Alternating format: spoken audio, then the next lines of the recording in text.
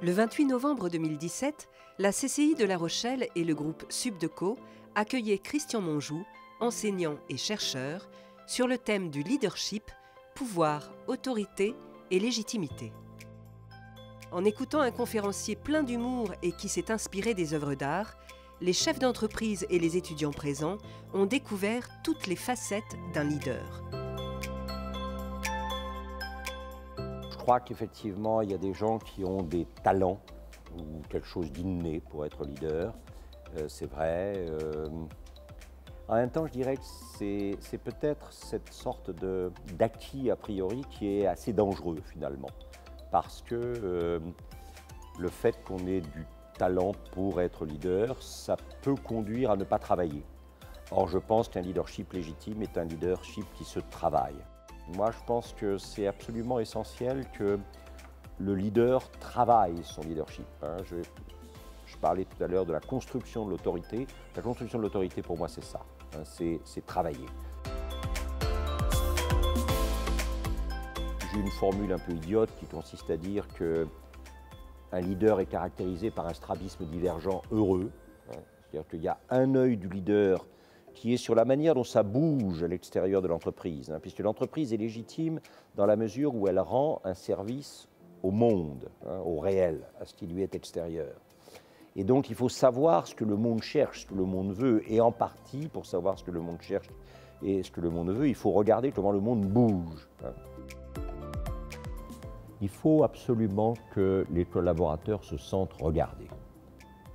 Un collaborateur qui ne se sent pas, qui ne se sait pas regarder, est un collaborateur qui est en danger de marginalisation. J'ai dit souvent, qu'est-ce que c'est qu'un leader? C'est quelqu'un qui fait passer d'une présence subie à une présence engagée. Le leader est jugé par sa capacité à déclencher chez les autres, par la qualité du regard qu'elle ou il porte sur eux, de l'engagement.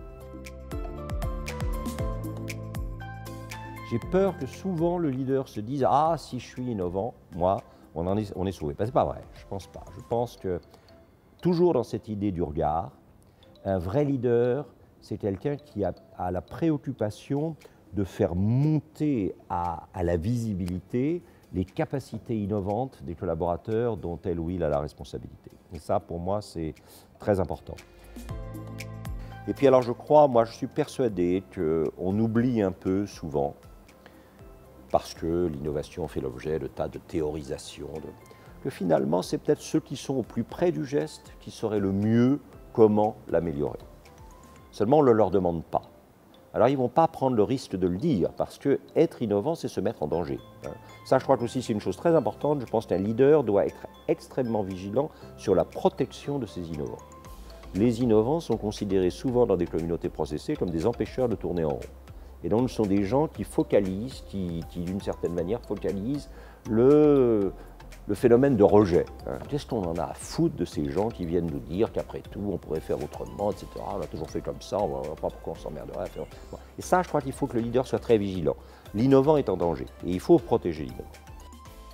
Le leader, c'est quelqu'un qui fait sortir l'innovation des collaborateurs. Ça veut dire quoi? Ça veut dire la vigilance, ça veut dire la bienveillance, ça veut dire la valorisation. Dès que quelque chose sort, il faut le valoriser, parce qu'on ne sait pas, ça peut peut-être effectivement produire, etc. Moi, je dis toujours cette chose, quand Jobs a fait l'iPhone, qui consiste en fait, non pas du tout à inventer des trucs, mais à mettre ensemble des trucs qu'on n'avait jamais pensé à mettre ensemble avant. C'est-à-dire le portable, l'accès à l'Internet et l'appareil photo. Après tout, ces trois choses-là existaient déjà. Et personne n'avait pensé à les mettre ensemble. Et Jobs, quand on vous dit il invente des choses, c'est pas vrai. Enfin si, c'est ça qui est génial. Mais il invente à partir d'un déjà là, qui combine autrement. Alors le conférencier, je l'ai trouvé très dynamique, très intéressant, très érudit aussi. Il m'a passionné. C'est un conférencier de très haut niveau qui captive son auditoire, qui nous apprend beaucoup de choses. J'ai passé un moment exceptionnel en sa compagnie.